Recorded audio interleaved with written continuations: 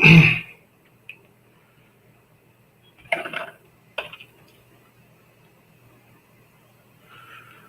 evening. Good evening, Vikul, Vishwas. Yeah, health is improving, but still having a lot of weakness. Weakness is there.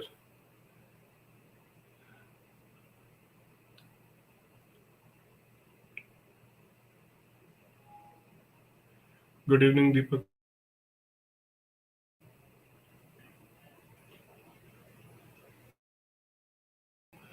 Hello, Ashok Kumar. Okay.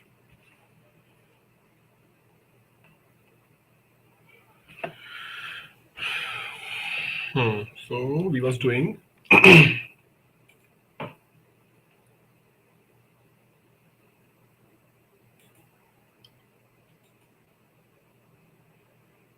in the last class.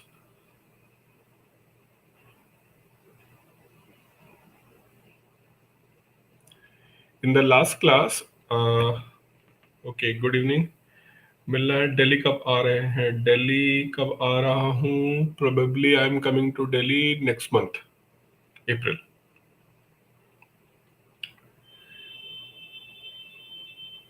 Thank you Good evening. So in the last class, what I was discussing about the debt and domestic and non-residential market. So I was saying that I will discuss this non-residential market, non-residential debt market.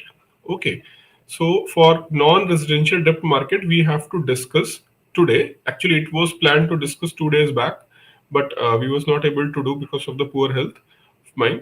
So today I'm going to discuss non-resident market, debt market. Right. I was discussing about the domestic market, non-debt, non-resident debt market. I have to discuss non-resident debt market that come under the capital market, okay.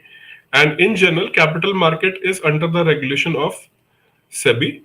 However, this segment of non-residential market, whether it is debt or equity, in debt market, RBI have more regulatory power.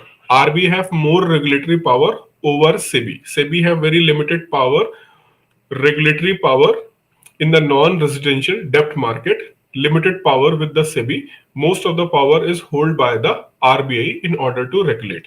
Whereas when we talk about the equity market, which is for non-residential market, here SEBI and RBI both have kind of equal or similar regulatory power, right? So basically, the involvement of RBI in the market, and especially with respect to the non-residential market, is due to what? Due to involvement of the exchange rate risk and balance of payment related risk, right? So once the non-residential people like foreign investors are going to be the part of Indian capital market, right? Indian capital market. So lot of foreign currencies are going to be inflow or outflow, right? That can create a exchange rate related risk. Number one. Number two, debt. When you will raise the debt from foreign countries, either in the Indian rupee or in the foreign currency, then it also may cause the balance of payment crisis, especially with respect to capital account So this is why the involvement of RBI is natural and desirable.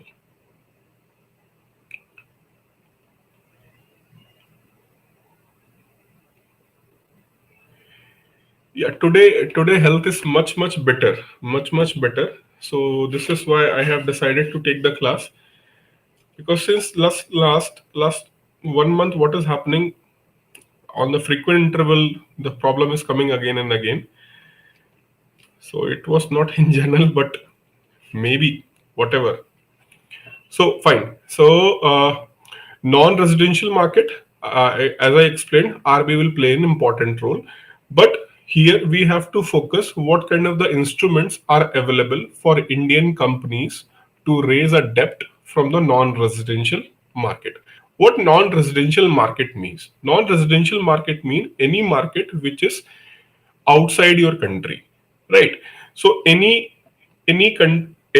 market, for example, in Indian market, whether it is primary market or secondary market, right?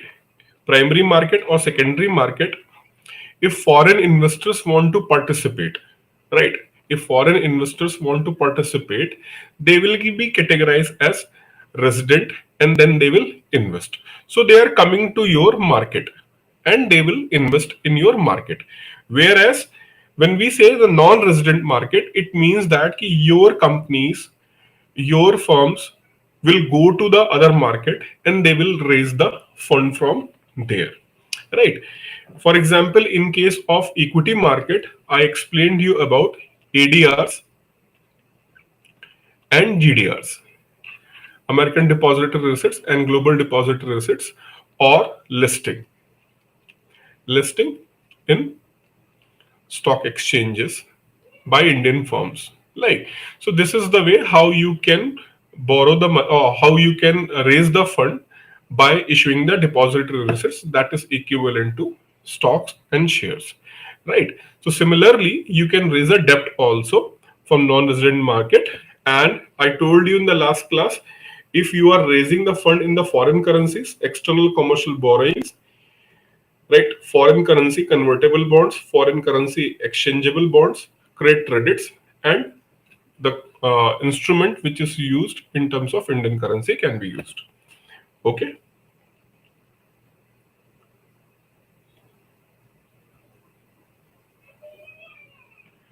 Sir आपने जो topic wise notes दिए हैं वो पढ़ने से काम चल जाएगा ना sir?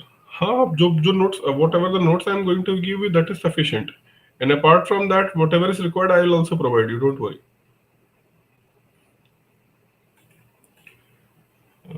Just give me a second.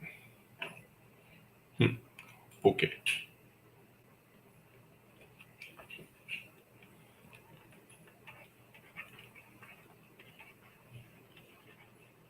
Non-resident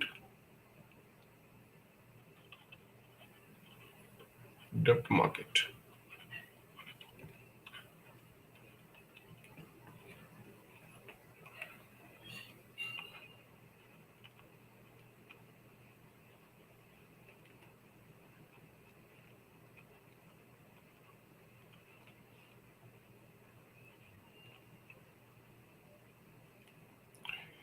In Indian currency, as all of you have provided me the example when I asked in the last class, you have given the example of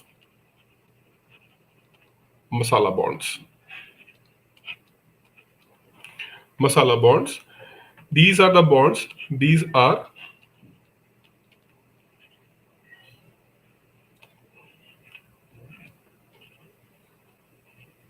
rupee denomination bonds, right? Rupee denominated bonds means you are going to raise a debt security like bond in Indian rupee at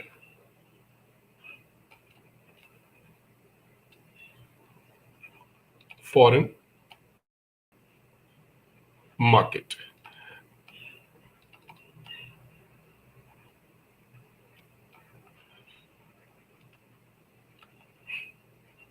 At London Stock Exchange, right?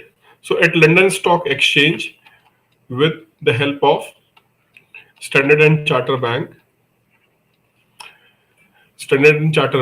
Indian company has contacted the Standard Charter Bank, and that Standard Charter Bank is going to issue this bond. This bond, which bond? The bond which is in the denomination of Indian rupee, right? So with the help of merchant banks, you can issue the rupee denomination bond and you can raise the fund in the Indian rupee. What is logic behind that? The logic behind is earlier means, see, anyone is going to, for example, being as an investor, where I want to invest, right? I have an option of investing in the rupee and dollar. I'm the investor and I have two options ki whether I'm going to invest in the Indian rupee or I'm going to invest in the dollar. So First instance, everyone at the international level, I'm talking about the international level, right? At international level, I will prefer dollar. Why dollar is more stable currency, right? Dollar is more stable currency, and the exchange rate generally is more stable with respect to the Indian rupee, right? So this is the general perception among the investors, right? But over the years since liberalization, in 1992, 1991, 1992, when India went for the liberalization, since then the performance of Indian economy, is rising, rising, and rising, right? And Indian firms are performing very well. Okay. Another point is Indian rupee. If you will consider the Indian rupee, it is continuously depreciating against US dollar. It is continuously depreciating against the US dollar. That is true. But still, it is stable. Now, these two contradictory statement. Statement part 1 is saying that it is continuously depreciating from 42 rupees, $1 to 42 rupees, reaching towards 78 rupees, right? So this is the journey of Indian rupee in last 25 years, from 42 to 78. But it is not only Indian rupee. It is not only Indian rupee. All prominent currencies are depreciating with respect to the US dollar, right? So it is a global phenomena, not just Indian phenomena. Even Chinese currency is also depreciated, and the depreciation of the currency, right, is there, but it doesn't mean that the depreciation of currency is causing the instability in the value of Indian rupee. It is declining. But still it is stable. It is not declining like at a point of time it will reach to 100 rupees per dollar, or went to 140, then came back again to how much, 90. So there is no kind of this kind of the fluctuation in the value of Indian rupee with respect to dollar. The fluctuation is like what? It is continuously depreciating, and this depreciation is going in such a manner, right? So stability is there, right? But whatever, stability is there, but value is depreciating, na? Value is depreciating. But the counterpoint is what? Against this depreciation, when this bond is going to be issued by Indian company, they are offering much higher coupon rate, in comparison to coupon rate, that is interest rate, offered by dollar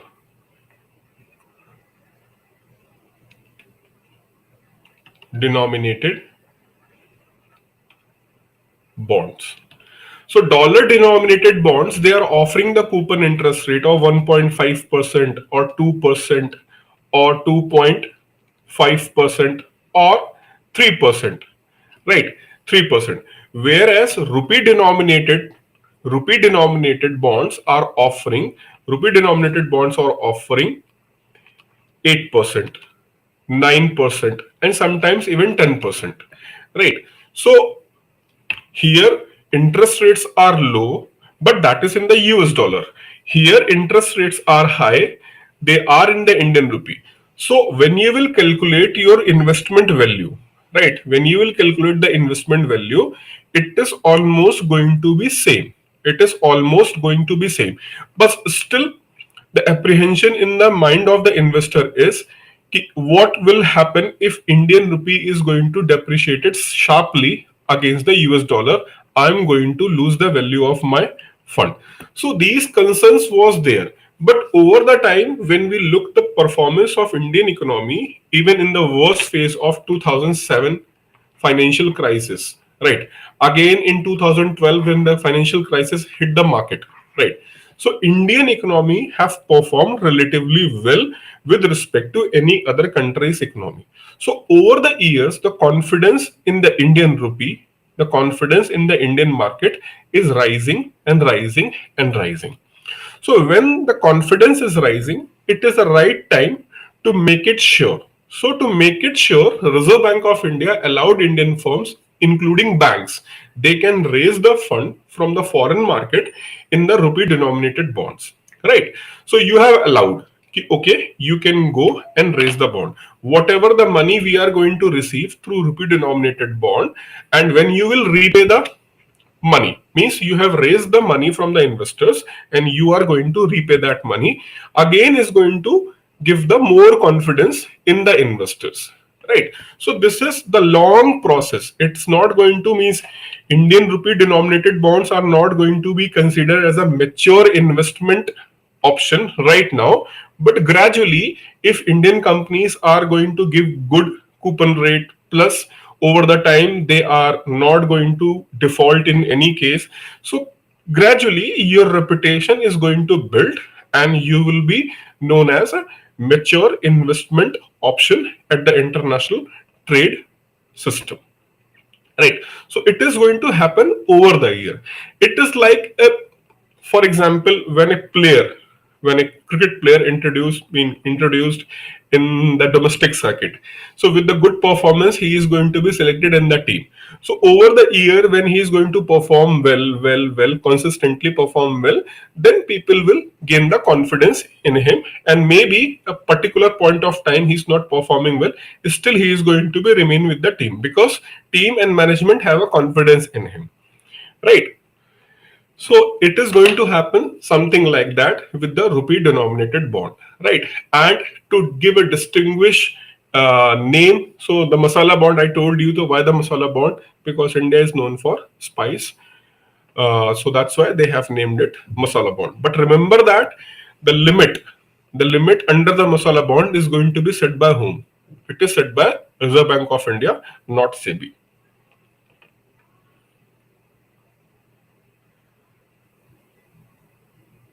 Is it clear?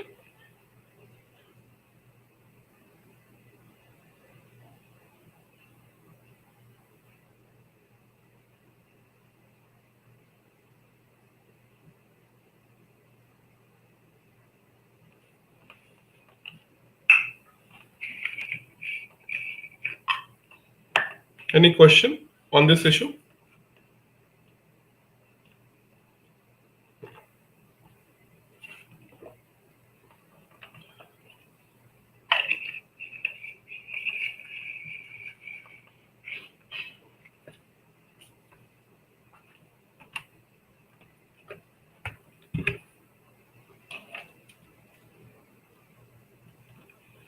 Okay, I have a question for you.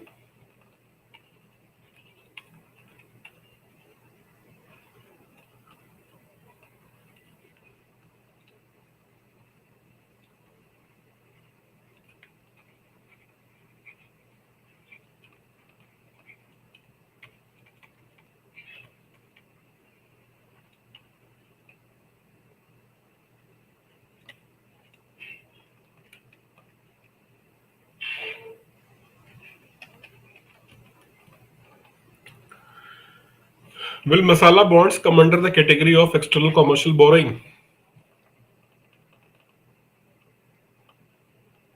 Answer.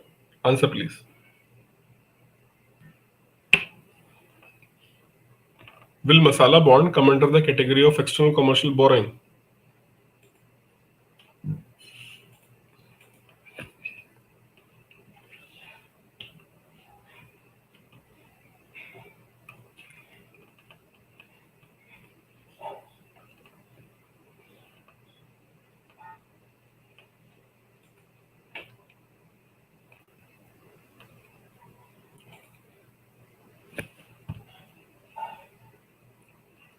No answers.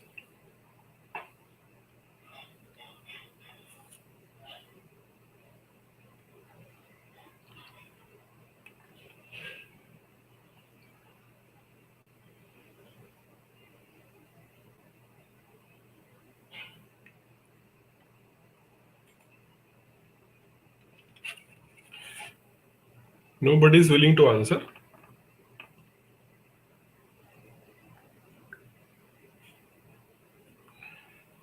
Partially. What do you mean by partially? Either it will be the part of external commercial borrowing or not. Answer is going to be in yes or no.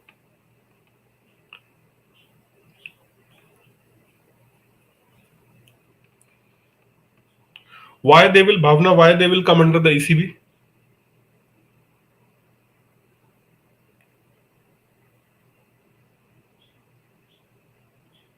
Why they will come under the ECB?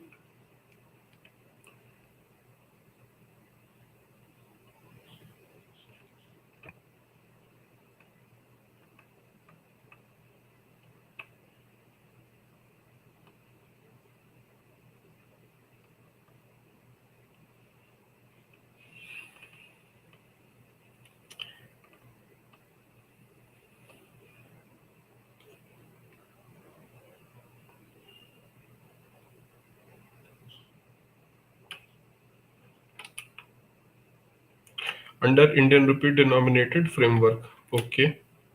Any other answer?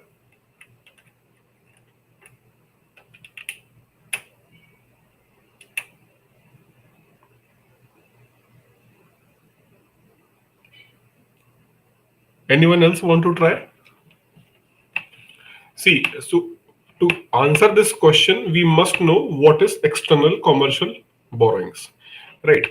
So RBI under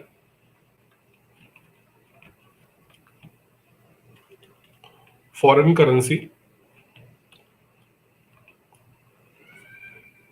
foreign exchange, sorry, Foreign Exchange Management Act, FEMA Act, RBI is empowered. RBI is empowered to manage borrowings of Indian companies from external market.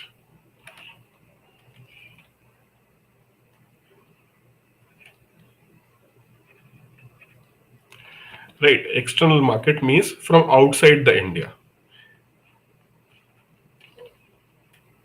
Outside the India, right? So here borrowing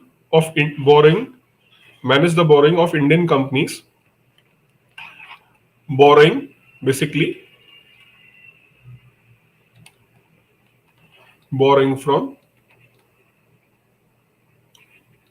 foreign market, and this includes borrowing in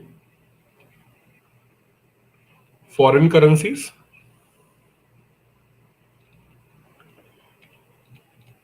borrowing in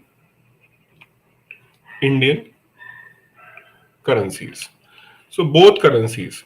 If you are borrowing from outside the India, it doesn't matter whether it is in Indian rupee or it is in what?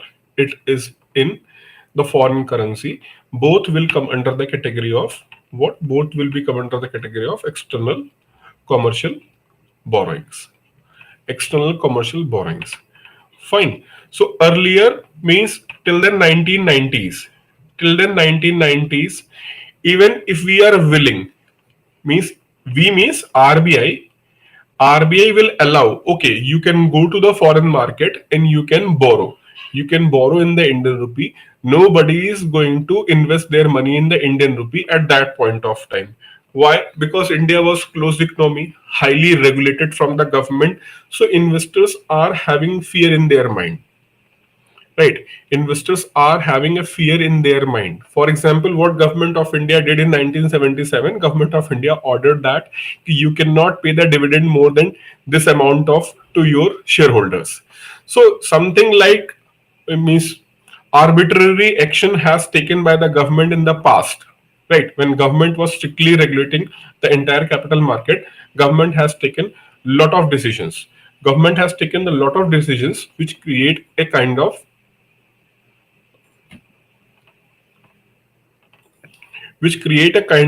fear in the investor's mind. So that is why this concept was not very known in India at that point of time. Right. So here only the focus was on the foreign currencies. But as I told you, since 1990s, when we have introduced the reform, the image of Indian market, the image of government of India was like government of India is tilted towards the pro-reform policy and allowing the private investments, allowing the foreign investors, right, and give the policy regulations to a limited extent only, not too much regulated. It is kind of management rather than regulation. So over the years, this things was increased, and now we also have the concept of borrowing in the Indian currencies. So both will come under the category of ECB, external commercial borrowing. Right. So this point is clear. Now, as I already explained to you about this borrowing in the Indian currencies through masala bonds, right, masala bonds. Now we have to focus the ECB part, which is in the foreign currency, right. In the case of foreign currency, we are using the ECB, and ECB, we are not going to discuss this masala bond because I already discussed. Now I'm going to discuss ECB, external commercial borrowing, from the perspective of foreign currencies. So RBI has created two routes. One is automatic route, right? Automatic route, and another is via permission granted by RBI on case by case basis, right? So what automatic route means? If a particular section, for example, infrastructure, right? So for example, in infrastructure, if infrastructures come under the automatic route, so in that automatic route, RBI has set the limitation, right? RBI has set the limitation ki under the automatic route, company can raise the debt of up to, suppose that, 100 million. I'm not going to what the exact limit is because it is changing continuously. So I'm not going to mention what exactly limit is, but I'm just giving you the conceptual idea. Under the automatic route, if you come under that category, for example, infrastructure. So infrastructures comes under the automatic route. So if infrastructure companies are there, they can raise borrowings from foreign market by issuing the bonds in the foreign currencies without asking for any approval for it, but that is limited to up to $100 million. So you can raise the fund without taking any permission, right? But the fund limit is up to 100 million set by the Reserve Bank of India. So for different sectors, RBI has set the limit under the automatic route. So students ask me why it is called an automatic route when the limit is set.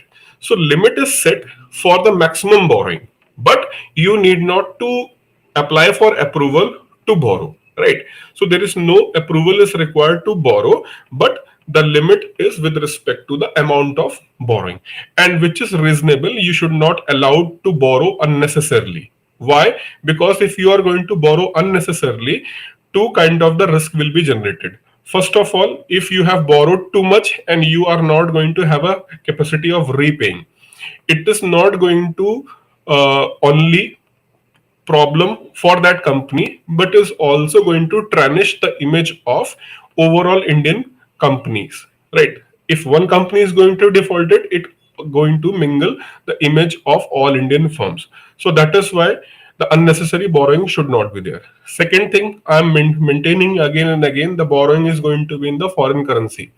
So suppose that if somebody has borrowed 10 years back, if somebody has borrowed 10 years back when the rupee was $1 was at 64 rupees. So you have borrowed at that point of time. You have borrowed at that point of time how much? $100. So for $100, you have received how much? 6,400 rupees. Right? Now you have to pay. You have to pay back $100 plus $4 interest. Okay. $4 interest or annual basis. So annual basis, it is going to be how much? $140 you have to pay today. Suppose that 10 years back, you have borrowed $100 in 2012 on the basis of what? On the basis of 10-year bond, right? And you have promised that you will pay 4% interest on annual basis. So if you are making a promise that you are going to pay 4% interest, so at the maturity time you have to pay $100 as a principal amount plus $40 as a interest amount. So $140 you have to pay. But today you are not going to pay with this exchange rate. Today you have to pay with the exchange rate of what? With the exchange rate of $1 is equal to 78 rupees. Right? $1 at the 78 rupees. So even the principal is going to be how much? 7,800. Principal amount is going to be a 7,800. So the interest amount will be all there. So you are not just going to pay the interest, but you are also going to pay the difference of the exchange rate over the time, right? So this is why external commercial borrowings are little bit dangerous if unnecessarily borrowed by the Indian firms. Even when government of India was borrowing, even when the government of India is borrowing, government of India do not borrow directly. Government of India borrow through Reserve Bank of India. So Reserve Bank of India, whenever they are going to borrow the money, they always have this thing in their mind, right? They always have this thing in their mind कि we have to pay with higher exchange rate after 10 years plus interest. So interest plus with the higher exchange rate. So you should keep in this thing in your mind. Now exactly what happened if you are not able to do this, then you have to go for bridge loan. You have to go for bridge loan. What is bridge loan? The loan is taken on particular bridge, है ना? So this is the bridge, and if you are going to borrow the loan on this bridge at certain point of time, two people are there and they went for lending and borrowing at the bridge, then it is known as bridge loan, right?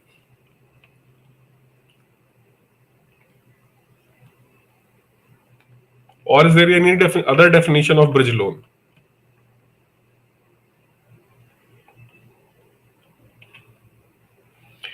Is there any other definition of bridge loan?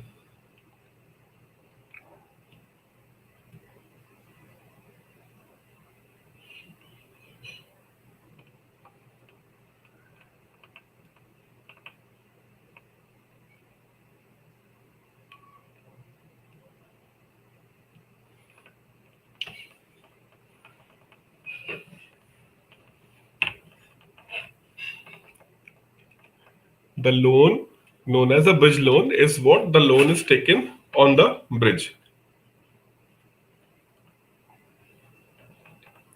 अरे bridge ऐसे कैसे गिर जाएगा?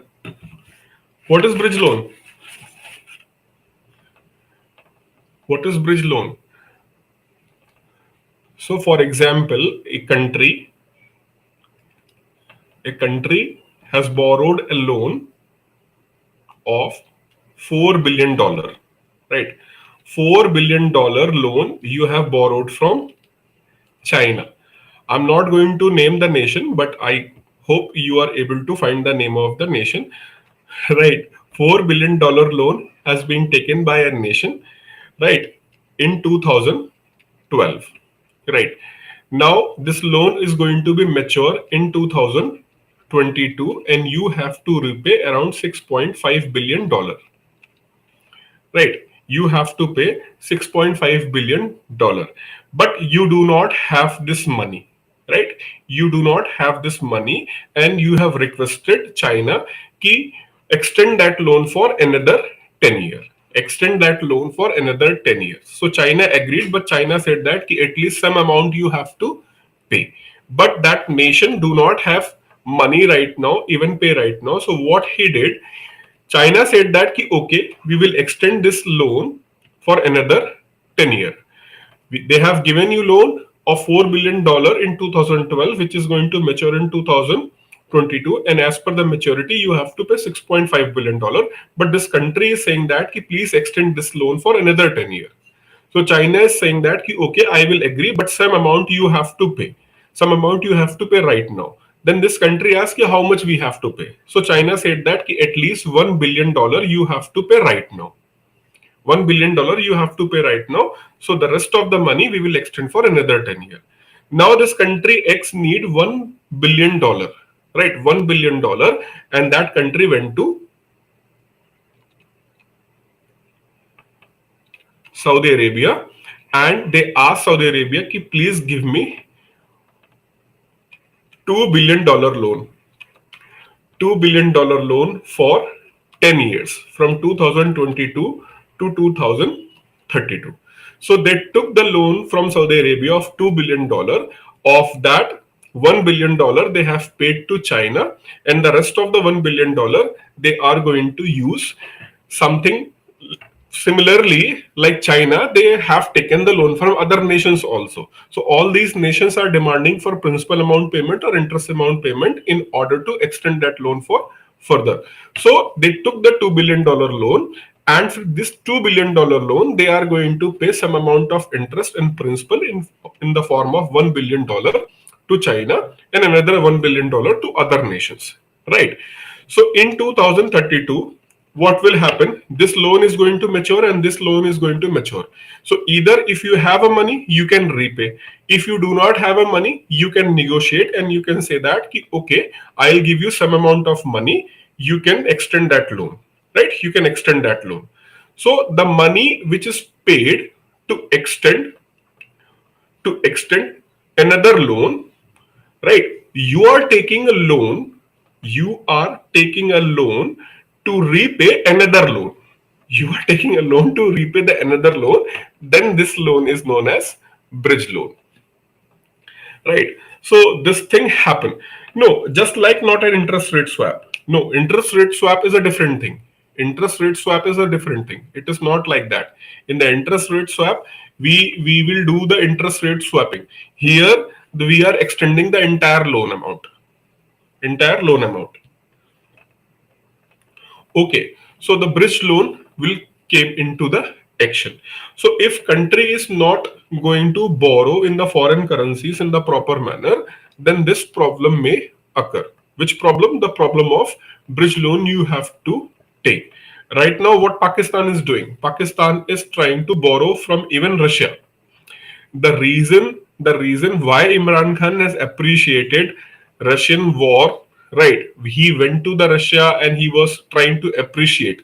He was trying to appreciate Vladimir Putin. The reason is from Karachi to Lahore, right? There is a proposal of gas pipeline, and Russian company Gazprom. Gazprom is a big Russian company who have committed to invest money in this pipeline. They have committed. Few years back, they have committed. So the main reason of Imran Khan's visit to Russia was to ask him to at least release some fund, and investment was somewhere around $2.5 billion. Right. So Imran Khan went to the Russia.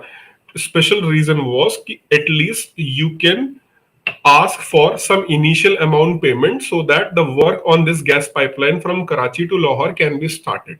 Right. So he was expecting somewhere around 500 to 900 million dollar. Right. 500 to 900 million dollar. Right.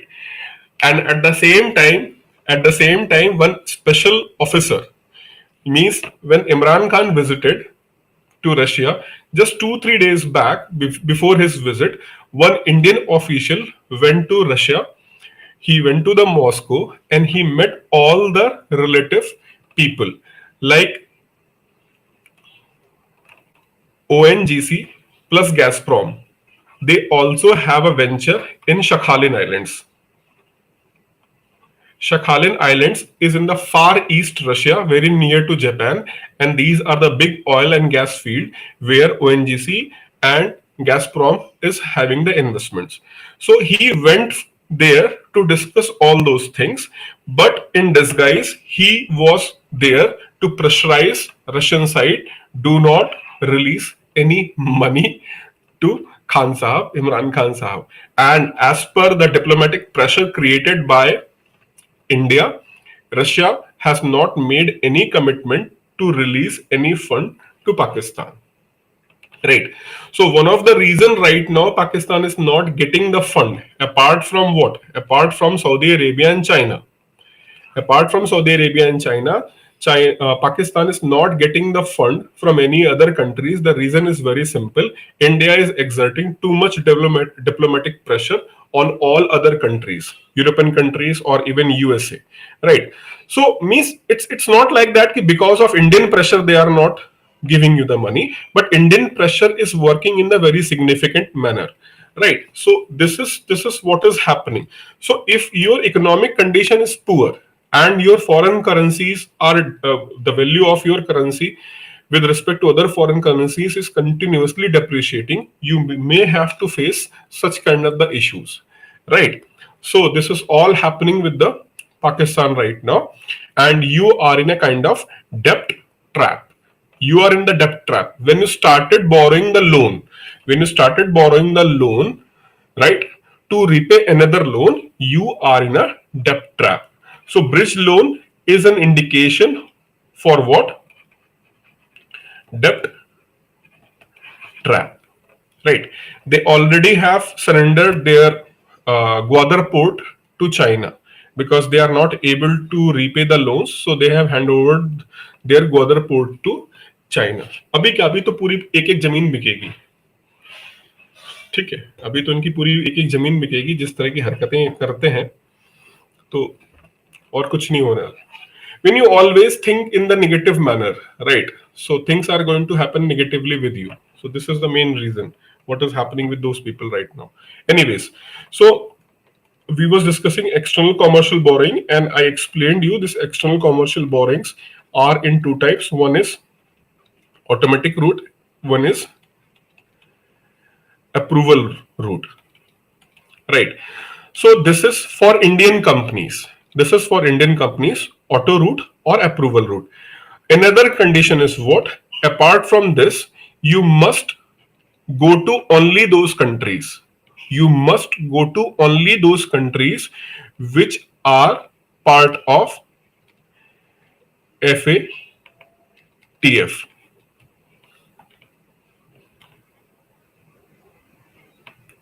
FATF regime.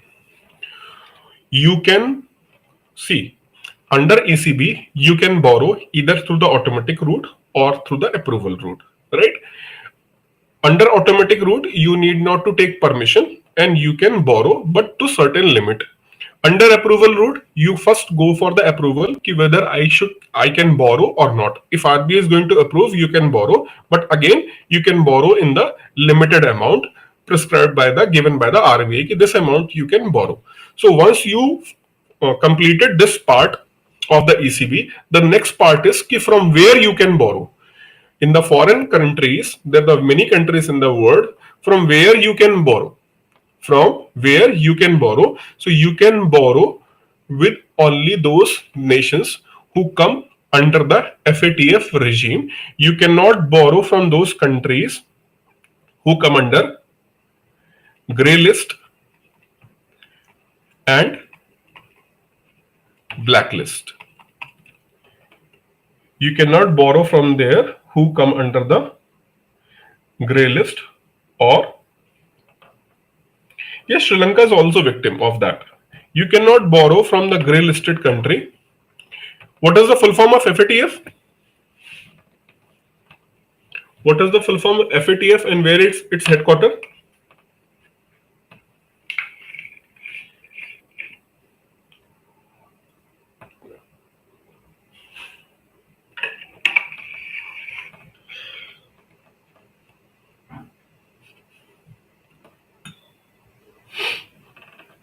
Financial Action Task Force.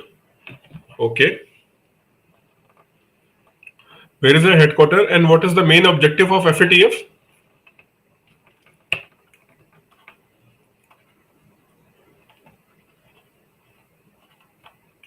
Main objective of FATF? Yes, France, Paris. बिल्कुल सही. Main objective of FATF is to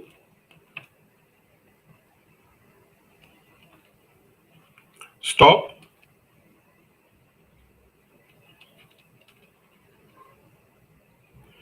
terror financing and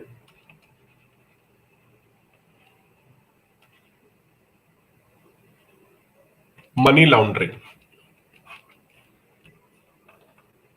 Right. So stop terror financing and stop the money laundering. Money laundering is done by it's not always कि money laundering is done by only the terrorist organization. Terrorist organization, they use the money laundering for their financing.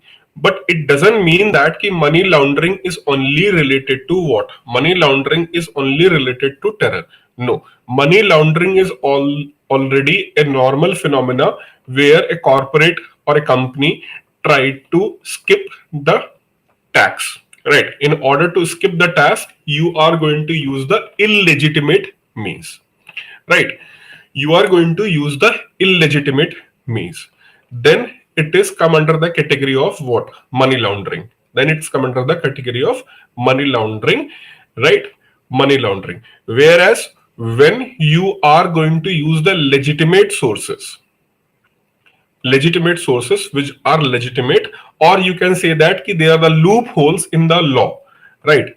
Then there should be a different mechanism. For example, just give you an example. Suppose that this is the road and this is the circle here, right? So you are standing here. The car is here.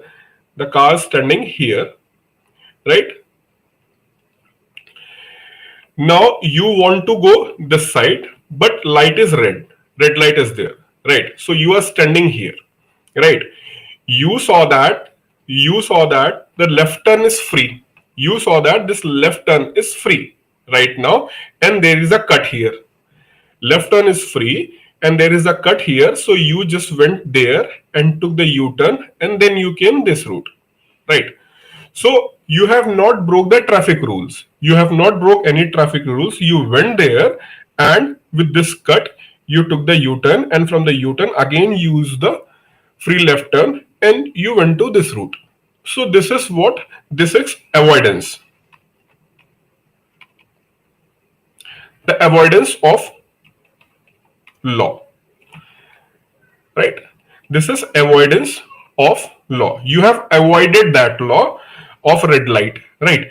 However, if this left turn is not free, left turn is not free, but you saw that no traffic policeman is there and even the camera is not installed there, so you broke the law and took the U-turn and then you went for it, right? Then it is what? Evasion of law, right? So here comes the tax avoidance, and here comes the tax evasion and money laundering. Money laundering comes under tax evasion, right? You are evading the rules, right? So money laundering is a process through which you evade the tax, right? Through the money laundering you evade the tax, fine. And money laundering is also used for the purpose of what? You should go for the money laundering, and through money laundering you will provide the monetary sources to the terrorist organization. So money laundering is a double-edged sword. At one way it is hurting the nation in terms of the taxation, and at the same time that money is also going to the terrorist organization. So this is why it is very important to stop as much as possible. So that is why at international level we have FATF to cooperate at international level, and in India we also have anti money laundering law, right? Anti money laundering law or anti money laundering act, right? So anti money laundering act is being formulated under the framework provided by the FATF. So when any country's company is going to borrow the money from foreign country, they make sure that they are not going to borrow from any kind of this company which do not follow the FATF regime. Clear? Yes. Prevention of Money Laundering Act. Prevention of Money Laundering Act. Right. Very good.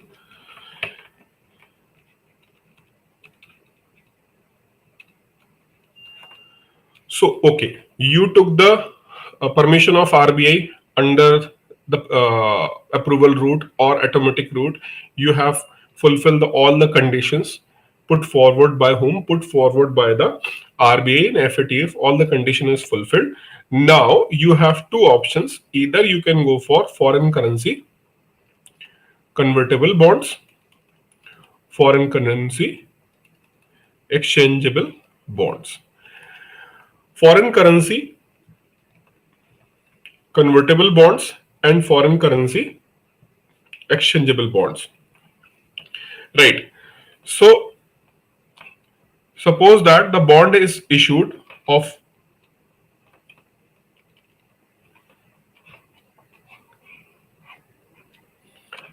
$110. Company has issued the bond which is having the face value of $110, and it is having the maturity of $110 also. Right. So face value and maturity value is same. That means definitely it is going to be what? It is going to be issued on discount. Suppose that it is issued on discount of $8. It is issued on discount of $8 by company A. By company A, you have issued this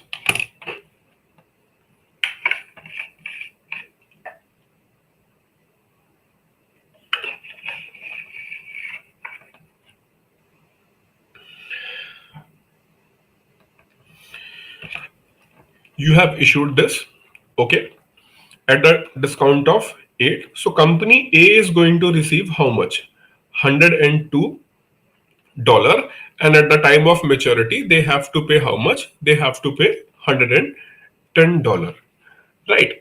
So sometimes when bonds are issued, right, when you are issuing a bond, you can provide a option of conversion of that bond into equity, right? There is one bond that is non-convertible bond. Non-convertible bond means company is bound to repay the principal and interest amount, right? Company is bound to repay what? The repay the principal as well as interest amount. Whereas if it is convertible bond, if it is a convertible bond, company have two options. Either they can repay the principal or interest amount, or they can offer the equity against that bond. So suppose that at the end when this company have to pay $110, so company have two options. Company have one option is they can pay the entire $110, repay full amount, or offer equity of that company, right? So you can offer the equity worth $110 of company A. So if you are going to offer $110 worth equity shares of your company, then it will come under the category of foreign currency convertible bonds. Foreign currency convertible bonds. So it's a foreign currency bond, but having the option of having a convertibility back to the equity, right? So that is FCCB. Now, FCCB and FCEB, foreign currency, it is foreign currency convertible bond, right? Foreign currency convertible bond, and it is foreign currency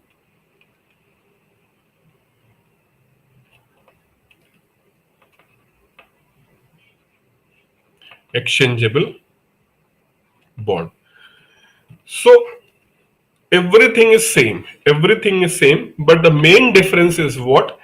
At the time of offering, when you are offering equity, when you are going to offering an equity in convertible bonds, when you are going to offer, when you are offer the convertible bonds, you are going to offer equity of only your company, but in the exchangeable bonds you can offer equity of other company also. You can offer the equity of other company also. For example, Tata Group. So Tata Group is going to issue FCCB for Tata Motors, whereas Tata Group is going to issue FCEB for Tata Steel. So in FCCB, in this FCCB, when they are going to use this option, offer to convert in the equity, they are bound to offer only shares of what? Tata Motors. They can offer the shares of Tata Motors. But if it is FCEB, right, foreign currency exchangeable bonds, then they can offer not only the shares of Tata Steel, they can offer the shares of Tata Motor or any company in their group, right?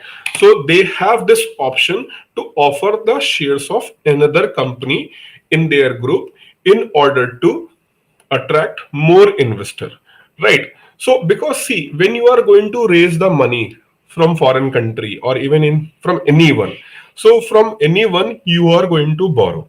So if I am going to lend you the money, right, I always have a fear in my mind ki whether I am going to get back my money or not, right? So to make myself confident what efforts you are going to make, that is going to create a different instruments, right? So as a first instrument, convertible bonds, Okay, convertible bonds means what? Bond itself. Bond itself over the debenture. I told you there is an option of what? There is an option of debenture and other option is bond. Debenture is having no collateral, so there is a bigger risk in comparison to bond. In bond, there is a what? There is a collateral. But still, those people who are sitting outside the country, for them, you have offered ki, okay, if I'm not able to repay, I will give you the equity of my company, right? Even people say that ki, what if your company is not going to perform well? So company offered ki, okay, but my another company, XYZ company, is continuously performing well. So if I am not able to repay the money, I will offer not only the share of my this company, I will also offer the share of my another company, which is performing very well. So in that way, you can attract in that way you can attract more investor. But the main thing is, when you are offering such kind of the instrument, obviously if you are offering such kind of the instrument, listen very carefully, if you are offering a such kind of the instrument where more people will be attracted towards you to finance you, there is an instrument A where only less number of people are attracted, right? But you have created another instrument where more number of people showing their interest, right? More number of people are showing their interest to invest. That means with this instrument you can offer less interest. सो वो कहने की बात होती है that is the kind of कि we are trying to give you what more confidence. The main objective is what? Not to increase your confidence. The main objective is to increase your confidence so that more number of people will be get attracted, and when the more number of people get attracted, then we can get the money even at the lower interest rate. So that is why since last 200 to 300 years you can see that lot of innovations in the capital market, right? So it is always said that ki we want to increase the investors confidence. It is not like that. It is like that ki by increasing the investors confidence we are going to get more and more cheap borrowings, right? So this is the reason. So all kind of the instruments are available in the market because of this reason. In case of FCEB, if the bondholders does not want to equity of any other company, then company have to pay. So that is going to be offered at the time of when you are going to purchase. What is in the terms and conditions? If terms and condition is like that ki you are bound by the offer given by the company, then you do not have any option, you must go for the equity. But if there is an option, you can go for it. So that depends upon the agreement between the company and the investor. Or you can say that ki what kind of the bond is issued under FCCB or FCEB.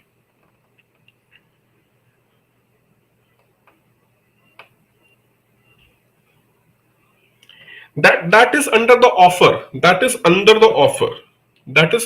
under the offer, right?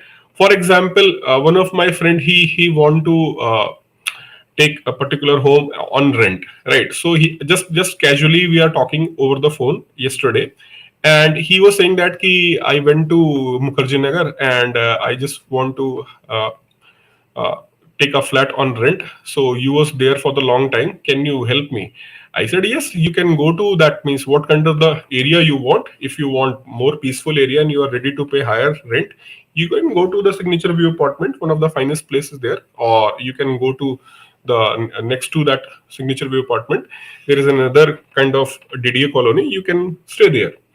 So he told me that I went to the SBA Signature Apartments and the owner is saying that कि अरे sir आप कुछ भी दे दीजिएगा वो हम बैठ के बाद में बात कर लेंगे. I said no, don't go for कि हम बाद में बात कर लेंगे. Make it very clear.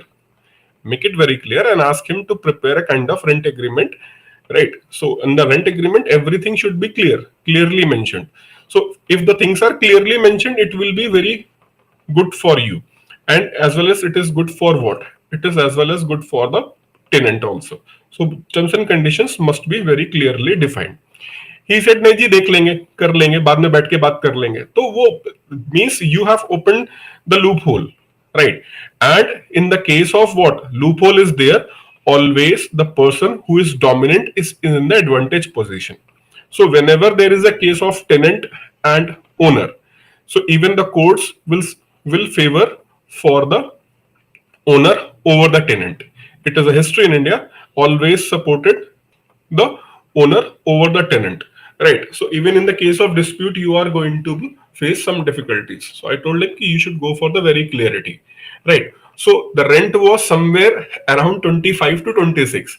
When he go for what, tell me clearly, he said that ki sir वो rent 32,000 है, but आप रेफरेंस से आए हो तो हम आपके लिए 30 कर देंगे. But actual rent is what? Actual rent is 26,000 only. So if the negotiations are not going to happen in the proper and formal manner, right? Because you are going through the reference or something like that, it's always going to create a problem for you. It is always better you should go negotiate directly. Fine. And it is also going to help you. Then I called that owner कि मैंने कहा क्या uncle, it's 26,000, why you are saying that 30,000? अरे नहीं यार वो rent बढ़ गया है, ऐसा हो गया वैसा हो गया, ये हो गया वो हो गया. I said no, it's 26,000 only, not 30,000. I know that. I spoke with some person and they are paying only this amount. So if you are ready, then I'll give you his number and he will take that flat, right, on the rent, and at least for 2 years he is going to stay with the proper rent agreement, right? अच्छा तो आप recommend कर रहे हो तो हम कर देते हैं, ठीक है? So people will do this thing, right? So it's always better to have a proper negotiations. So this is what the common mark means. It's at social level. At social level, this kind of the dealing happen. What I have given just as an example. But market is more mature. Market is very mature. So whatever the offer document is going to be provided the company, they will mention that clearly what we are going to offer. Right, in case of default, what will be there? All these things they are going to mention very clearly.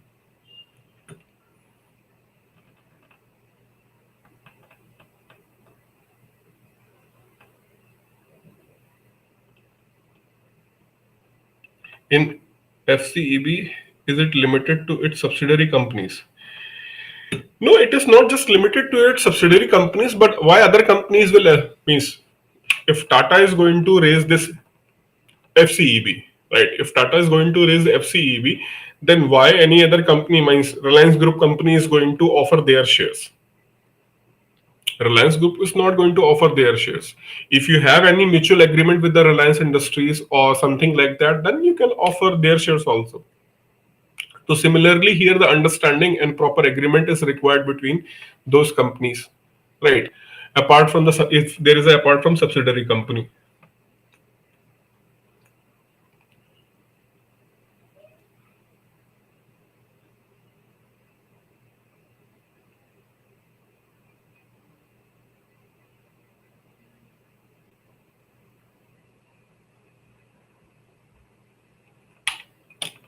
Clear?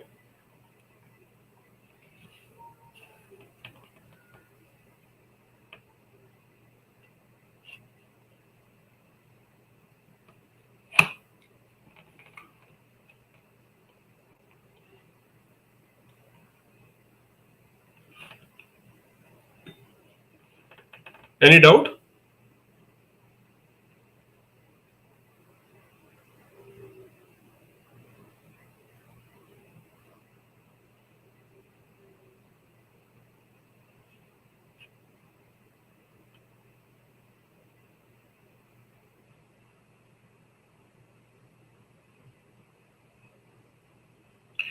BMR1, hello sir, video session of your channel is too lengthy and boring. Kindly make it simple and reliable.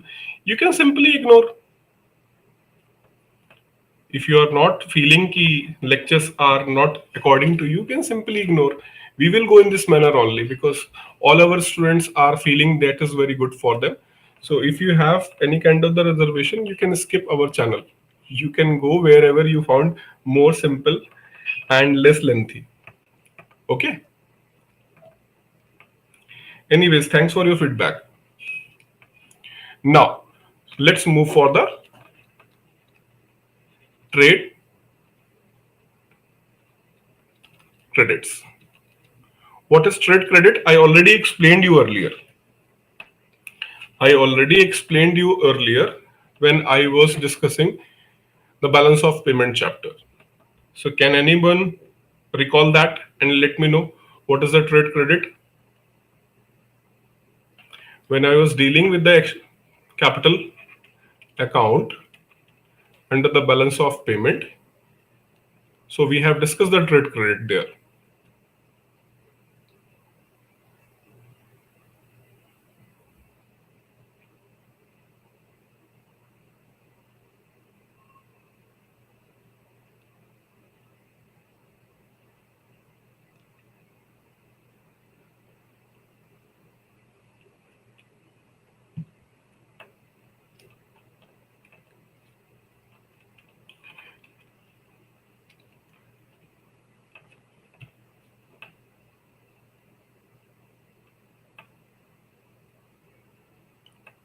Anyone?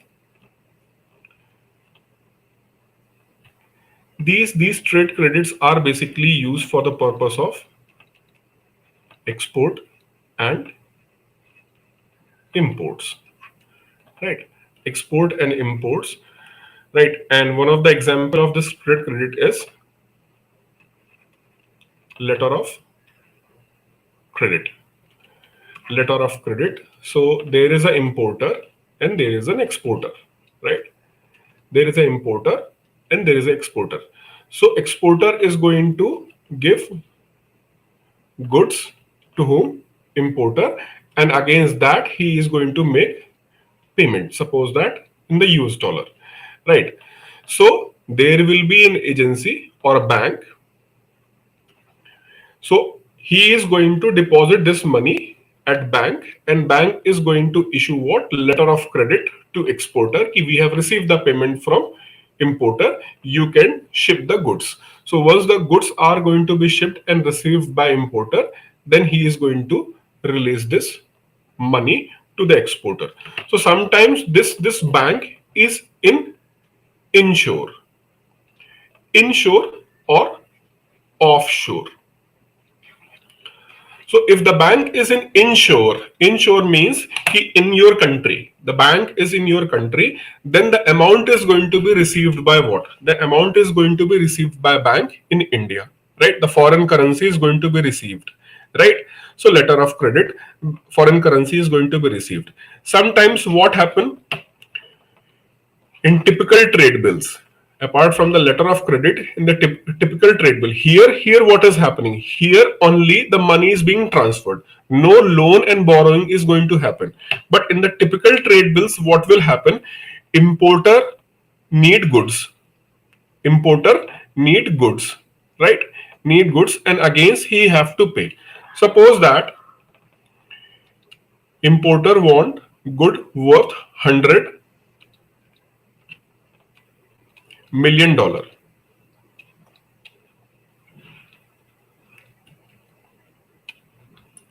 $100 million worth goods, right? $100 million worth goods he need from exporter, right? So importer at present do not have this amount of money. Importer do not have this amount of money with himself, right? So importer went to bank. He went to the bank and he said that, right? He said that I need $100 million in order to import this good from the exporter, right? If you will give me that $100 million, I will repay you $105 million. That means a $5 million is going to be your commission, right? So what bank did? Bank said, okay, I will credit you this amount of $100 million, but you have to promise to pay me how much? 105 million. So importer has promised कि I will pay you 105 million. So in this way, importer got 100 million from the bank, and then this process happened. Importer get the money from this bank, and then he deposited this money to this bank, and bank has issued the letter of credit to the exporter. So here you have seen that $100 million is being borrowed under the trade credits, right? Under the trade credits. But trade credits generally work where? Trade credits generally works in the business of export and import. Whereas these foreign currency convertible bonds and foreign currency exchangeable bonds, they are an investment thing. They are the investment thing where there the investments are going for longer duration. That means these bonds are going to have a duration FCCB and FCEB. They are going to have duration or the maturity of 5 years, 7 years, 10 years, 15 years, 20 years. Whereas trade credits are generally having the maturity of 1 year to 5 year, but they are there. So in that way, under the trade credits, you are also going to borrow some money, right? But that credits are basically meant for what? That is basically meant for what? Export and import related tradings, right? So in this way, we will go for trade credits. So trade credits also come under the supervision of Reserve Bank of India. How much from whom you can take a trade credits. That means RBI will instruct not only exporter and importer, but RBI will also instruct the banks to what extent you can lend the money. For example, if importer is in India, to what extent you can lend the money? For example, in this case, bank has lend the money worth having $100 million. So under the trade credit, how much you can lend the money, or under this trade credits, how much money you can receive in the form of foreign currency, right? So all these things are going to be limited by whom? Limited by the Reserve Bank of India, right? So in this way, trade credits also works as an instrument of debt market.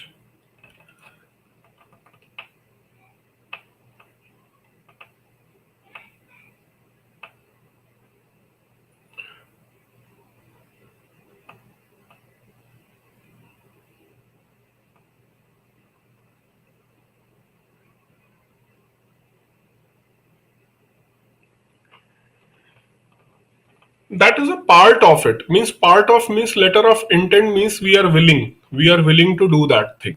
So that is the initiation of a trade credit. So in general you can say that it's a part of it. So it is a kind of process is initiated for the trade credits.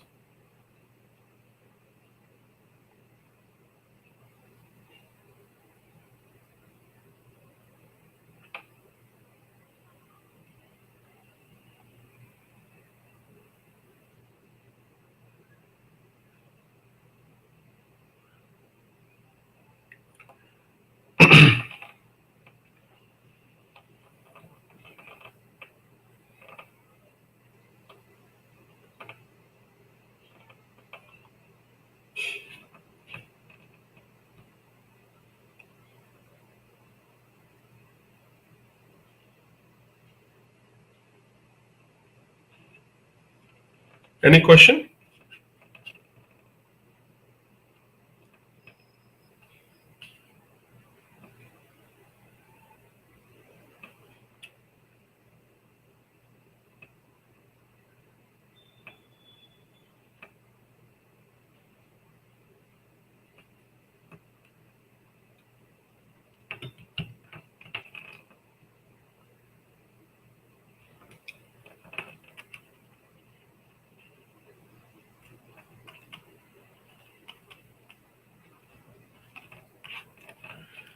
Now let's move to the secondary market. Secondary market.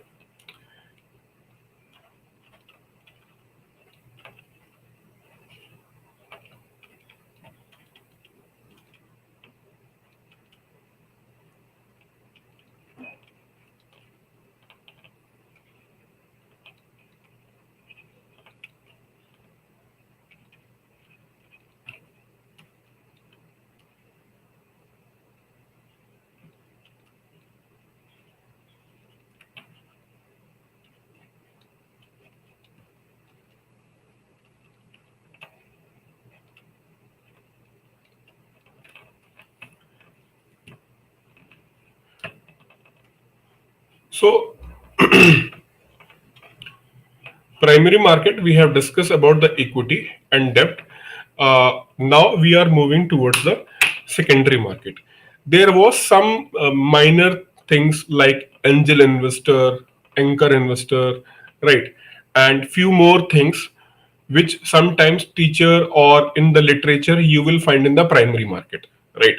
But I always prefer to tell you all those terminologies and few clauses in the secondary market because they are more applicable and they are uh, more used in the secondary market rather than the primary market, right? For example, type of investors: seed investors, anchor investor, angel investors. Though I have explained the anchor investor because it is an important role played by the anchor investor while the IPO process, so I already explained the this anchor investor. But seed investor, angel investor, kind of the thing, they are more important and they are more associated with the stock exchange and the functioning at that level. So that's why I will explain all those things here, right? Here means in this. Okay.